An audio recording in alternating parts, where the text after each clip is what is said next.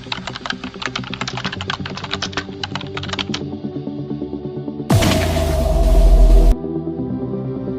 Everyone, welcome to Engineers Point. आज हम पढ़ेंगे टाइप ऑफ एस्टीमेट। पिछले लेक्चर में हम समझे थे एस्टीमेट क्या होता है, कास्टिंग क्या होता है, वैल्यूएशन क्या होता है, एस्टीमेट हम बनाते क्या हैं, बहुत ही अच्छे समझाए थे। छोटा सा लेक्चर था, छोटू सा कंसेप्ट। आज हम पढ़ेंगे, आज भी लेक्चर बहुत बड़ा नहीं होने वाला है। आज हम पढ़ेंगे type of estimate. Type of estimate generally हम इस टॉपिक को ना एकदम लेट पढ़ाते हैं, लेकिन हर जगह आप लोग देखेंगे कि सबसे पहले हर एक बुक में यही दिया हुआ है, तो परेशान नहीं होना, इसको हम बाद में बताएंगे। क्या होता है कि अभी आप लोग एस्टीमेट बनाए नहीं, अभी हम बस आपको बताए हैं कि एस्टीमेट होता क्या है। हम आपको बस यही तो बताएं हैं एस्टीमेट क्या होता है, कि एक अनुमान लगाया जाता है खर्चा कितना हो रहा है। निकाले तो नहीं, निकालना तो सिखाया नहीं है। तो अभी हम छोटे छोटे टॉपिक पढ़ेंगे। बिल्डिंग, रोड, सिलेबस के डिस्कशन में बताए थे। एक चैप्टर आता है जिसमें हम एस्टीमेट को निकालते हैं कि हाँ इतना पैसा लगेगा। जब उस चैप्टर को जब पढ़ लेंगे ना, 3 न्यूमेरिकली चैप्टर पढ़ लेंगे, उसके बाद थियरी में आपको पढ़ाने की ज़रूरत नहीं पड़ेगा, आराम से समझ आएगा।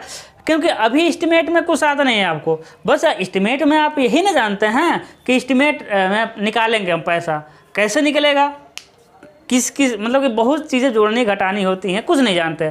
तो परेशान नहीं होना है। हम पिछले क्लास में बोल दिए थे कि अगले क्लास में एस्टीमेट का टाइप बताएंगे, तो इसलिए इसमें हम टाइप बता रहे हैं।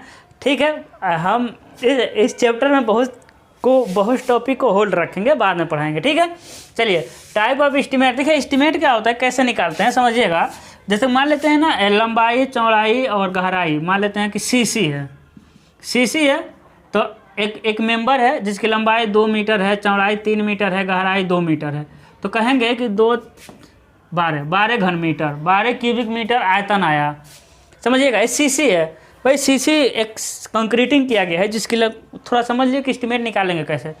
एक सीसी किया गया है जिसकी लंबाई 2 मीटर है, चौड़ाई 3 मीटर है, गहराई 2 मीटर है। अब कहेगा कि इसमें इसका एस्टीमेट निकालिए। तब देखिएगा जो सीसी है ना, अब 12 घन मीटर में हमको ये देखना पड़ेगा कि सीमेंट कितना लगा, सैंड कितना लगा, और बैलास्ट मतलब पत्थर का गिट्टी कितना लगा कि नहीं लगा। देखेंगे सीमेंट कै बोरा लगा, सैंड कै घन मीटर लगा क्यूबिक मीटर में, बैलास्ट देखेंगे कै घन मीटर लगा क्यूबिक मीटर में। अब इसके पैसे से गुणा कर देंगे। ऐसे जनरली लिख रहे हैं 1000 रुपया, इसको 50 से गुणा कर देंगे तो 100 रुपया हो जाएगा। इसको 25 से 25 चौको 100 हो जाएगा। ऐसे रैंडमली ले रहे हैं। यानी कितना हुआ, कह देंगे कि भाई 1200 रुपये हुआ। तो क्या एस्टीमेट निकल गया? नहीं एस्टीमेट निकला, क्योंकि भाई इसको बनाने में लेबर भी तो लगे होंगे। तब लेबर का जोड़ेंगे कि देखिएगा हेड मेसन कितना लगा। हेड मेसन मतलब मुख्य मिस्त्री, जो कुछ काम नहीं करता है, बस करवाएगा कि ऐसा ऐसा करो, आएगा देख के चला जाएगा, फिर जाएगा घर पे खा पी के आएगा, फिर कहेगा ऐसा बनाओ, मिस्त्री से बनवाएगा, हेड मिस्त्री। फिर देखेंगे मेसन कितना लगा, जो बनाएगा वो कितने। फिर देखेंगे भाई जो लेबर होते हैं सब, है ना, लेबर का कितना लगा, इसका मान लेंगे 500, इसका मान लेंगे, ऐसे रेंडमली लिख रहे हैं 1000 या 1500, है ना। तो कह देंगे कि 2000 सर इसका हो गया, तो लेबर का 2000 इन टोटल कह देंगे कि सर 1200 इसका, 2000 इसका, 3200 रुपया। तो क्या एस्टीमेट हो गया? नहीं हुआ एस्टीमेट। यही चीज़ें जब आप इस चैप्टर अच्छे से पढ़ लेंगे, उसके बाद थ्योरी को हम पढ़ेंगे। यानी सीधा सीधा हम आपसे ये कह दें कि आज बस लेक्चर चलेगा, उसके बाद आपको परेशान नहीं होना। इसके बाद हम आएंगे, जंप करेंगे फटाक से न्यूमेरिकल पे, उसके बाद न्यूमेरिकल 1 महीना खेलेंगे, उसके बाद थियरी फटाक से ख़त्म होगा। ठीक है, तो कहेंगे सर अब तो मिस्त्री भी निकाल लिए, मटेरियल भी निकाल लिए, अब तो एस्टीमेट हो गया। अभी नहीं हुआ। बताइएगा इसमें कुछ पानी लगा होगा कि नहीं होगा? भाई लगा है। क्या पानी जोड़े हैं? नहीं, तो पानी भी जोड़ देंगे 200 रुपया। अब जब काम करेंगे तो किसी का तबीयत खराब होगा, कुछ उसमें से किसी का कन्नी गायब हो जाएगा, टेप गायब हो जाएगा, उसको भी जोड़ देंगे 200 रुपया। भाई जब एक काम करवाया है वो लेबर कुछ लेगा कि नहीं लेगा? लेबर कह रहे हैं ठेकेदार फ्री में तो काम नहीं कराएगा, ठेकेदार अपना कुछ लेगा, तो ठेकेदार कुछ लेगा, उसको जोड़ देंगे 400 रुपया, यानी टोटल कर देंगे हम लोग 4000 रुपये। ये एक मतलब कि टोटल, अब इसके बाहर कुछ नहीं। अब ये एस्टीमेट निकला 4000। तो ये इस तरह एस्टिमेट निकालता है, पूरे को अलग अलग करके, फिर लेबर, मिस्त्री, ठेकेदार कितना लाभ लेता है, उसमें पानी कितना, खर्चा कितना, किसी का बुखार हुआ, खैनी वनी भी बनाते रहते हैं सब ना सबको जोड़ देते हैं उसी में। ठीक है, जनरली आपको एक आइडिया लगा कि पैसा निकालना एस्टिमेट कहलाता है। अब एस्टिमेट एक कई तरह का होता है। देखेंगे कोई रोड बनता है तो ससुरे को 10 बार मापेंगे, सब आएंगे सब मापे, फिर देखेंगे 2 महीना फिर आएंगे सब, फिर उसी को मापेंगे। अब पागल हो जाएंगे, एक ही रोड को इतनी बार मापते हैं सब। तो क्यों मापते हैं सब, उसके भी रीज़न होते हैं। ठीक है, चलिए टाइप ऑफ एस्टिमेट में हम देखेंगे, एस्टिमेट मेन रूप से ना 2 ही प्रकार का होता है। 2 ही प्रकार का, हाँ। पहला होता है आपका प्रिलिमिनरी एस्टिमेट, या फिर इसे कहते हैं हम लोग, इसे कहते हैं रफ एस्टिमेट। रफ एस्टिमेट, ठीक है, यानी प्रारंभिक और रफ मतलब कि रफ एस्टिमेट हो गया। दूसरा होता है आपका डिटेल्ड एस्टिमेट। डिटेल लगा एक और नाम होता है आइटम रेट। ठीक है, अब देखिए नाम से आपको लग रहा होगा रफ, यानी ये जो एस्टिमेट होता है ना, वो क्या होता है, रफ मतलब क्या हो गया कि घसीट के नहीं, रफ मतलब होता है कि एक कोई काम करने से पहले क्या होता है कि एक रफ एस्टिमेट बनाया जाता है ना। मार्केट जाते हैं तो एक रफ एस्टिमेट बनाते हैं। तो कोई सी मान लीजिए कि गवर्नमेंट टेंडर निकाली, गवर्नमेंट क्या निकाली, टेंडर के आपको घर बनवाना। तो अब टेंडर वगैरह नहीं समझ आ रहा है, सारा समझ आएगा, परेशान बिल्कुल मत होइएगा, ये सब बात का टॉपिक है ना। ये क्या करेंगे, बुक वाले हमको कुछ समझ नहीं आता, हम लोग 10-12 साल से पढ़ाते हैं तो हम लोगों को एक आइडिया लग जाता है कि किस टॉपिक को कहाँ देना चाहिए। ये सब शुरू में देते हैं। मान लीजिए कि एक क्या होता है कि रफ एस्टिमेट, किसी काम को करने से पहले एक रफ एस्टिमेट बनाया जाता है, एक आइडिया लगाया जाता है ना, जिसका नाम में ये रफ। तो एक कोई भी काम शुरू करने से पहले एक रफ एस्टिमेट बना करके, मान लीजिए कोई काम टेंडर निकला, गवर्नमेंट कहा कि हमको एक ब्रिज बनवाना है, तो सारे ठेकेदार उसको रफ एस्टिमेट में अनुमान लगा के गवर्नमेंट को भेज देंगे सब कि हाँ 20 लाख में 10 लाख में बना देंगे। तो अब वो काम के लिए मतलब कि अप्रूवल मिल जाएगा, हाँ भाई ठीक है 10 लाख बन रहा है तुम करवाओ। तो किसी अप्रूवल को लेने के लिए हमको किस एस्टिमेट की ज़रूरत पड़ती है, रफ एस्टिमेट का। ये मोटे मोटे अनुमान लगाता है, एकदम एक्यूरेट नहीं होता है। रफ एस्टिमेट से हो सकता है आपका पैसा ज़्यादा लग जाए, रफ एस्टिमेट से हो सकता है पैसा कम लग जाए, हो सकता है बहुत ज़्यादा लग जाए, हो सकता है बहुत कम लग जाए। इससे ये मत मान लीजिएगा कि रफ एस्टिमेट को हम एक एस्टिमेट नहीं मानेंगे। रफ एस्टिमेट एक एस्टिमेट होता है, इसको हम काउंट करते हैं। ठीक है, अब रफ एस्टिमेट ना कई तरह का एस्टिमेट होता है। अभी हम सारे एस्टिमेट को देखेंगे तो आपको एक आइडिया लग जाएगा कहाँ एक रफ एस्टिमेट होता है। सबसे पहला आता है आपका प्लिंथ एरिया। क्या आता है भाई, प्लिंथ एरिया रेट एस्टिमेट। सबसे पहले निकालते हैं हम लोग प्लिंथ एरिया रेट एस्टिमेट। इसका मतलब क्या हो गया, अब प्लिंथ एरिया किसे कहते हैं, अब समझिएगा प्लिंथ एरिया किसे कहते हैं। जैसे कि ये आपका ज़मीन है, ठीक है सर, इस ज़मीन में इतने दूर पे अपना घर बनाए, देखिए दीवार चला रहे हैं, चारों तरफ से दीवार चला रहे हैं, इतने दूर में क्या बनाए, आप अपना घर बनाए। मान लेते हैं इस दीवार की बाहर से बाहर लंबाई L, इस दीवार की बाहर से बाहर चौड़ाई B, यानी प्लान में जो दीवार दिखता है यानी लंबाई और चौड़ाई का गुणनफल भाई एरिया मिला, इसे ही कहते हैं प्लिंथ एरिया। यानी दीवार के बाहर से बाहर लंबाई और चौड़ाई का गुणनफल क्या कहलाता है, प्लिंथ एरिया। तो प्लिंथ एरिया निकालिए, यानी इसे हम एक और नाम से प्लिंथ एरिया को एक और नाम से जानते हैं, क्या, कवर्ड एरिया, ढका हुआ, यानी जिसने के ऊपर छत डाला गया है। क्या एक खाली एरिया में छत डाला गया, नहीं, यहाँ तो घास फूस होगा ना, तो क्या खाली एरिया में नहीं डाला गया है, तो जितने के ऊपर हम लोग छत डाले हैं इसलिए इसका कहते हैं, इसको कवर्ड एरिया भी कहते हैं। ठीक है, यानी अब प्लिंथ एरिया निकाल लेंगे और देखेंगे उस एरिया में, किस एरिया में, प्लिंथ एरिया में नहीं, जहां आपका ज़मीन है उस पूरे लोकेलिटी में प्लिंथ एरिया रेट कितना है। मतलब वहाँ पहले से कुछ लोग बनाए होंगे तो वहाँ एक रेट चलता है। जैसे ज़मीन देखेंगे तो ज़मीन का हर एरिया में अलग अलग स्क्वायर फीट होता है ना, जाएंगे तो कहेंगे ज़मीन का रेट क्या है, तो कहेंगे इतने रुपये स्क्वायर फीट, कहीं होगा इतने रुपये स्क्वायर फीट, यानी वो स्क्वायर फीट रेट हो गया। तो जितना प्लिंथ एरिया निकलता है उसी में प्लिंथ एरिया रेट से गुणा कर देते हैं। मान लेते हैं लंबाई 10 है, चौड़ाई 15 है, तो बताइए एरिया कितना आया, 150 स्क्वायर मीटर। अब मान लेते हैं कि वहाँ का जो प्लिंथ एरिया रेट है ना, प्लिंथ एरिया रेट वो कितना है भाई, वो 1000 रुपये, 1000 रुपये प्रति स्क्वायर मीटर है। यानी 1 स्क्वायर मीटर बनाने में वहाँ खर्चा कितना आता है, 1000 रुपये। माना 1000 बनाने में वहाँ खर्चा कितना आता है, सॉरी, एक स्क्वायर मीटर बनाने में वहाँ खर्चा कितना आता है आपका 1000 रुपये। तो बताइए 150 स्क्वायर मीटर बनाने में कितना लगेगा, 150 गुणे 1000 कितना होगा 1540, इतना रुपये लग जाएगा। सही है ना, 3 1 4। बात को समझे, ये नहीं प्लेन थ्योरी। अब एक अनुमान ही तो है, कोई ज़रूरी है कि वहाँ का रेट 1000 रुपये 1 स्क्वायर मीटर में लग रहा है तो आपका भी 1000 लगे, नहीं, आपका अधिक भी हो सकता है कम भी हो सकता है। तो एक रफ एस्टिमेट है, ठीक है।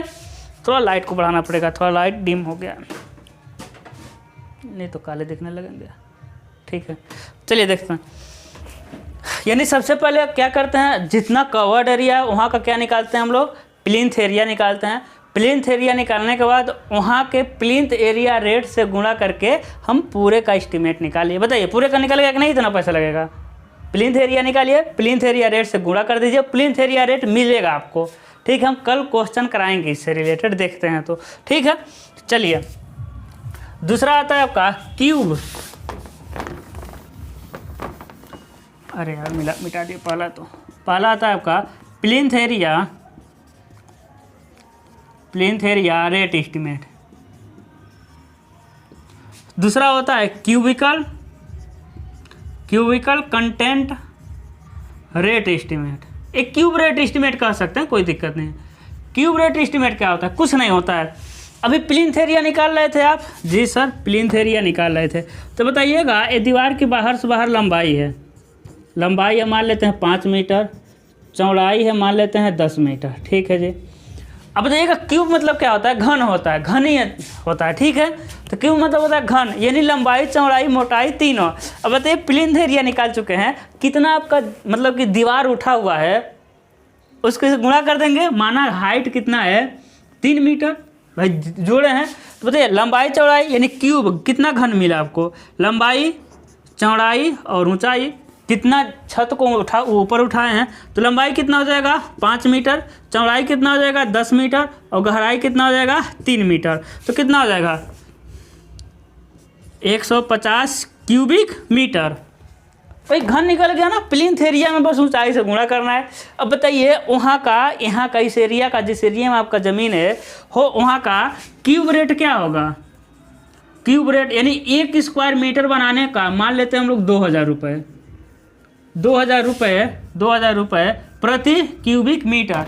यानी वहाँ जो है वो 1 क्यूबिक मीटर बनाने में कितना रुपये लगता है 2000। 1 क्यूबिक मीटर बनाने में 2000, तो 150 क्यूबिक बनाने में कितना लगेगा भाई 30 हो जाएगा, 40। बताइए आसानी से समझ पा रहे हैं। क्या है आपका क्यूब रेट एस्टिमेट, कोई दिक्कत है नहीं है सर, आगे बढ़िए। ठीक है, अगला होता है आपका क्यूब रेट एस्टिमेट के बाद क्या हो जाएगा रनिंग रेट।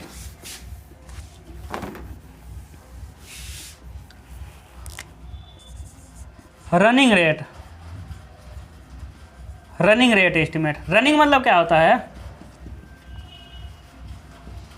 रनिंग रेट मतलब क्या होता है कि प्रति है ना, रनिंग मतलब क्या होता है प्रति। तो अब ये जो एस्टिमेट होता है वो पहले से वहाँ जो स्ट्रक्चर बने हैं उसी के अनुभव के आधार पे लिया जाता है। जैसे कि मतलब क्या हो गया कि मान लीजिए कि पानी का टंकी बना कितने का 100 लीटर का। मेरे भाई पानी का टंकी बना वो कितने का, उसकी कैपेसिटी है 100 लीटर का। 100 लीटर बनाने में हमको मेरा पैसा खर्चा हुआ था कितना 1000 रुपये। भाई 100 लीटर बनाने में कितना रुपए खर्चा हुआ था 1000 रुपये खर्चा हुआ था। अब देखिए लाख में लेंगे तो कैलकुलेशन बड़ा हो जाएगा ना। ठीक है, चलिए देखते हैं। देखिएगा आपका एक पानी का टंकी है, वेट ए मिनट, हाँ देखिए क्या है, पानी का टंकी है 100 लीटर का और बनाने में लगा 1000 रुपये। ये नहीं आप कह सकते हैं क्या कि 1 लीटर बनाने में कितना रुपए लगा, 1 लीटर बनाने में 10 रुपये लगा। देखिए प्रति आ गया कि नहीं। अब आप कह सकते हैं कि 1 लीटर बनाने में 10 रुपये, तो कहीं बनाने जाएंगे पानी का टंकी और वो होगा 200 लीटर का, तो नहीं आपको पता चल जाएगा कितना पैसा लगेगा एस्टीमेट में, पता चल जाएगा कि नहीं। कहीं आप पानी का टंकी बनाने गए और 300 लीटर आ जाए तो क्या करना है, 10 से गुणा ही तो करना है 300 में। तो ये पता चल जा रहा है ना, ये रनिंग रेट एस्टिमेट कहते हैं इसे, रनिंग रेट। जैसे कि कहीं हॉस्पिटल बनाया 100 बेड का, 50 बेड का, 50 बेड का क्या बनाया, हॉस्पिटल बनाया, ठीक है। उसमें कितना पैसा लगा, 50 बेड का हॉस्पिटल में लग गया आपका 1000 रुपये लग गया, ठीक है। कि नहीं, एक बेड का कितना हो खर्चा, हम जोड़ लेंगे भाई कि 50 बेड का 1000, तो एक बेड का कितना लग जाएगा भाई, 20 रुपये लग जाएगा, यानी एक बेड का 20 रुपये। अब देर एक बेड के अनुसार निकाल लिए। अब क्या हम कितना भी बेड का कह देंगे सबके, हमको 100 बेड का मतलब कि 100 बेड का हॉस्पिटल बनाना, तो नहीं, आप पता कर लें कितना पैसा लगेगा, कोई दिक्कत है नहीं है कि नहीं। मान लेते हैं कोई ब्रिज बना, मान लीजिए कोई ब्रिज बना, अब ब्रिज बहुत लंबी होती है, मान लेते हैं ब्रिज बन गया, कितने मीटर का बना भाई, 100 मीटर लंबा ब्रिज बन गया भाई। खर्चा कितना लगा, मान लेते हैं इतना लगा, जो भी हो इतना रुपया लगा, 50,000 रुपये। 100 मीटर है, 50,000 लगा। ब्रिज है जो ओवर ब्रिज होता है वो मान लीजिए। अब बताइए आप 1 मीटर का निकाल लेंगे, यहाँ पे कहेंगे कि 1 मीटर का 500 लगा। अब प्रति मीटर निकाल लिए कि नहीं, अब कितना ही बड़ा ब्रिज रहेगा उसमें गुणा कर दीजिए, निकल गया, कोई दिक्कत है। तो इसे कहते हैं रनिंग रेट एस्टिमेट। इसके अलावे हम बता रहे हैं आपको, दिमाग का दही तो करना नहीं है। इसके अलावा 2 और एस्टिमेट आपको मिलेंगे जो किसी काम के नहीं होते हैं, हम क्यों पढ़ाने जाएं, ना जेईई में आता है ना आपके एग्जाम में आएगा, ठीक है। छोड़ते हैं इसको, आगे बढ़ते हैं। अब होता है आपका डिटेल एस्टिमेट, नहीं आता, नहीं आएगा, डोंट वरी। जो हम छोड़ दिए आपको नोट्स में मिलेगा, नोट्स में नहीं छोड़ेंगे। जो हम छोड़ दिए, हम कह दिए कि वो नहीं आएगा, तो उसकी हिम्मत नहीं है कि वो आ जाए, इतना मेरे पे बिलीव करके चलिए। देखिए अगला आता है आपका डिटेल एस्टिमेट। डिटेल एस्टिमेट मतलब क्या होता है कि ये डिटेल में बनाया जाता है। ये क्या होता है कि कोई स्ट्रक्चर बनने के बाद उसको मापा जाता है और देखा जाता है कितना खर्चा लगा। तो ठेकेदार वगैरह का पेमेंट किया था वो डिटेल एस्टिमेट के आधार पर, क्योंकि जो रफ एस्टिमेट होता है ये तो मोटे मोटे बनाया गया है, जो मतलब कि अच्छे से डिटेल एक एक आइटम का, यानी सीमेंट कंक्रीट का सभी आइटम को अच्छे से निकालते हैं। यानी इस डिटेल एस्टिमेट के आधार पे पेमेंट किया जाता है ठेकेदार को। डिटेल एस्टिमेट सबसे विश्वसनीय होता है। आपकी जेईई के एग्जाम में एस्टिमेट आता है कि कौन सा एस्टिमेट सबसे विश्वसनीय होता है, प्राइमरी प्रिलिमिनरी एस्टिमेट के डिटेल एस्टिमेट से कौन सा होगा आपका डिटेल, नाम में ही लग रहा है डिटेल एस्टिमेट। सबसे इसमें पहला आता है आपका रिवाइज एस्टिमेट।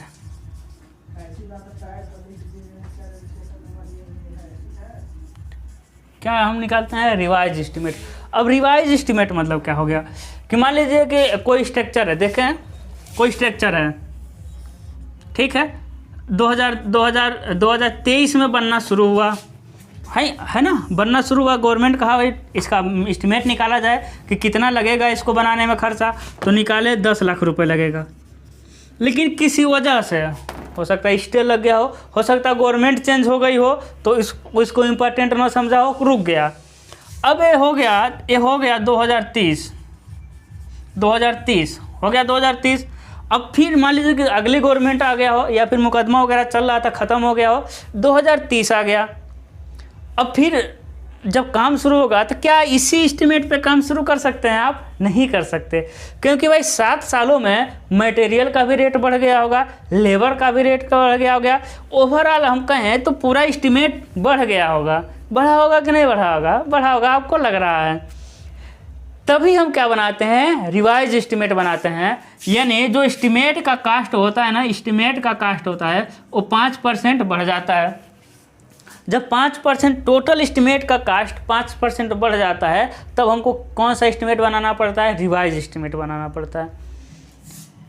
या फिर जो लेबर का जो मटेरियल कास्ट है ना, जो मटेरियल कास्ट 10% बढ़ जाए। आपके बुक में सिर्फ 5% वाला ही दिया होगा कि जब एस्टिमेट का कास्ट प्रीवियस एस्टिमेट से 5% बढ़ जाता है तो रिवाइज एस्टिमेट बनाते हैं। लेकिन जब मटेरियल का कास्ट भी 10%, रिवाइज मतलब कि पूरा एस्टिमेट का कास्ट 5% बढ़ा, लेकिन सिर्फ मटेरियल का कास्ट 10% बढ़ गया, तब भी हम क्या बनाते हैं? रिवाइज एस्टिमेट बनाते हैं। लग गया आपको, कोई दिक्कत नहीं है, सारे ब्रिलियंट लड़के हैं आप लोग। दूसरा इसमें आता है सप्लीमेंट्री एस्टीमेट। अब देखिएगा भाई, अब सप्लीमेंट्री एस्टीमेट क्या होता है? सप्लीमेंट्री मतलब क्या होता है, जैसे देखिए मान लीजिए कि आप एक घर बनवाना चाहते थे, है ना, दो भाई थे, घर बनवाना चाहते थे। अब घर बन ही रहा था, उसमें मान लीजिए कि बेडरूम था, किचन था, एक सीढ़ी था, एक किचन था। लेकिन घर बनते बनते हुआ कि नहीं भाई, दो भाई हैं तो एक किचन एक सीढ़ी है, ऐसा करते हैं दोनों तरफ, मतलब कि दोनों तरफ सीढ़ी किचन को बनाते हैं, यानी दो सीढ़ी दो किचन करते हैं। यानी काम तो हो रहा है लेकिन बीच में कुछ एक्स्ट्रा वर्क को जोड़ना पड़े। बात को समझ रहे हैं ना? बीच में किसी और आइटम को जोड़ना पड़ेगा, तो उसका तो एस्टीमेट पीछे बना नहीं था भाई। इसका है ना, ऐसा एक बिल्डिंग था, मान लीजिए एस्टीमेट बना था 10 लाख का। देख रहे हैं, लाखों की बातें हो रही हैं, ऐसा था। लेकिन बाद में क्या हुआ, पता चला कि घर बनते बनते हुआ कि नहीं यार, इसी तरह का इधर भी बना दिया जाए, तो सेम इसी तरह का इधर बना दिए। अब भाई कहेंगे सब ठीक है, इधर भी उसका जैसा है, इधर भी मेरा भी अपना जैसा है, एक ही तरह हो गया। तो पहले तो इसका एस्टीमेट बना नहीं था इन दोनों दीवार का, या फिर जो भी काल है। अब घर बनते समय इसको जोड़ना पड़ा, तो अब इसके लिए एक अलग से एस्टीमेट बनेगा, उसे कहते हैं सप्लीमेंट्री, और इसको पिंच कर दिया जाएगा मेन एस्टीमेट के साथ। यानी वह काम के दौरान किसी आइटम में परिवर्तन के लिए कौन सा एस्टीमेट बनाते हैं हम लोग? सप्लीमेंट्री एस्टीमेट बनाते हैं। हम बस समझा रहे हैं, डिफिनीशन इसका ऐसा ही होगा, कुछ अलग नहीं होगा। एक आता है आपका, इसका भी 3 आता है, रिपेयर एंड मेंटेनेंस एस्टीमेट। हम बता रहे हैं बस यही आएगा। दोनों इंपॉर्टेंट कौन कौन सा है? ए दोनों सभी इम्पॉर्टेंट ही। 2 इसमें और आते हैं, सब एक इसमें आता है, जो कभी नहीं आए हैं ना, आएंगे सब बकवास हैं। हम बताएंगे, उसको बताएंगे, और आगे जाते जाते आप लोग खुद उसको सीख जाएंगे, ठीक है। अगला आता है रिपेयर एंड मेंटेनेंस एस्टीमेट। आपके बुक में हो सकता है सिर्फ रिपेयर एस्टीमेट ही दिया हो, ठीक है। अब देखिए रिपेयर एंड मेंटेनेंस एस्टीमेट क्या होता है? कुछ नहीं होता है रिपेयर और मेंटेनेंस, नाम से नहीं लग रहा है। अब देखिएगा, जो गवर्नमेंट की बिल्डिंगें होती हैं, आपके स्कूल जिस स्कूल में पढ़ते हैं, वहाँ जिस स्कूल में पढ़ते हैं, बताइए उस स्कूल का हर साल कलर होता है कि नहीं होता है? कलर होता होगा, कुछ टूटा फूटा है तो उसको बनाया जाता होगा। तो बताइए, जो कलर करना है स्कूल का, बार बार उसके एरिया को मेजर थोड़ी किया जाता होगा कि हाँ इतना लंबाई स्कूल, कितनी चौड़ाई। वो जो एक बार स्कूल का मेजर कर लिया गया होगा कितना पर पेंट करना है, तो उसी के अनुसार पेंट कर दिया जाता होगा। तो सभी जो बिल्डिंगें होती हैं उसको समय समय के आधार, मतलब कि समय समय पर रिपेयर और मेंटेनेंस करने की आवश्यकता पड़ती है। तो रिपेयर और मेंटेनेंस में जो पैसा खर्चा होता है उसे कहते हैं रिपेयर एंड मेंटेनेंस एस्टीमेट, है ना। रिपेयर और मेंटेनेंस करने में जो पैसा खर्चा होता है, बनाने में कुछ नहीं, इसे कहते हैं repair and maintenance estimate. I hope आप इस बात को समझेंगे होंगे। अच्छा एस्टीमेट है, अच्छे से पढ़ लीजिए, इसमें से आएगा और इसको हम और पढ़ाएंगे। चलिए,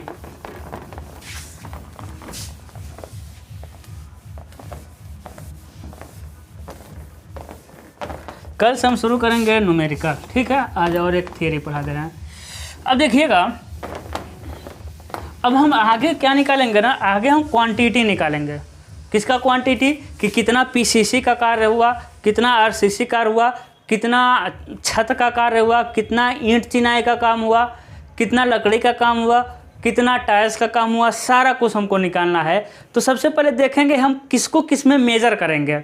मतलब क्या हुआ कि सीमेंट को बताइए किस में मेजर करते हैं? सीमेंट को किलो में मेजर करते हैं। दुकान पे जाते हैं तो क्या कहते हैं कि भाई हमको 2 किलो सीमेंट दीजिए, ऐसा तो कहते नहीं होंगे, कहते हैं कि 10 बोरा सीमेंट चाहिए, ऐसा ही कहते हैं ना। छड़ जाते हैं तो क्या मांगते हैं? हमको 5 छड़ दे दीजिए, नहीं, छड़ को कैसे कहते हैं? हमको 2 क्विंटल छड़ दे दीजिए, ऐसा ही तो कहते हैं, है ना। इसी को देखें किसको किस में मेजर करते हैं, उसका पेमेंट किस में करते हैं। तो देखिएगा, सबसे पहले हम क्या लिखेंगे, ऐसा इसमें से 5 नंबर ये भी आएगा, ये आएगा, है ना। आइटम यहाँ होगा, अरे बहुत बड़ा बनाने की जरूरत नहीं, आइटम यहाँ होगा मेजरमेंट, आइटम मेजरमेंट, यहाँ होगा पेमेंट, यानी उसको मापेंगे किस में, उसको पेमेंट किस में करेंगे, जो आइटम है। सबसे पहले हम सीमेंट को ही ले लेते हैं भाई। सीमेंट को किस में मेजर करते हैं, बैग्स में, यानी बोरे में। इसको पेमेंट कैसे करेंगे, पर बैग। अब बताइए पर बैग मेजर देते हैं कि नहीं, एक बैग का 420 रुपये देते हैं ना। हाँ, कितना अच्छा समझ आ रहा है। उसके बाद किसको मेजर करेंगे हम, रीइंफोर्समेंट। रीइंफोर्समेंट को क्विंटल में, है ना, छड़ को क्विंटल मेजर करते हैं और इसको पर क्विंटल। अब हम बता रहे हैं कि जो मेजरमेंट होता है वही पेमेंट होता है, तो हम सिर्फ मेजरमेंट को लिखते हुए चलेंगे। आपको समझ जाना है कि पेमेंट में वही होगा, बस आगे पर लग जाएगा, यानी प्रति लग जाएगा।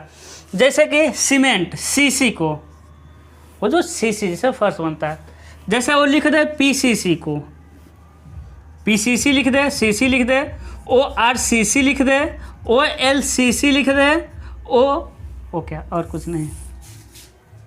इसको किस में मेजर करेंगे भाई, इसको PCC, CC, RCC, LCC को क्यूबिक मीटर में, घन मीटर में। यानी ये जहाँ मिल जाएगा इसकी लंबाई भी मेजर करेंगे, चौड़ाई भी और ऊंचाई भी घन मीटर में, और पेमेंट करेंगे पर क्यूबिक मीटर में। ठीक है। ब्रिक मेसनरी, ब्रिक मेसनरी किस में मेजर करेंगे, क्यूबिक मीटर में, घन मीटर में।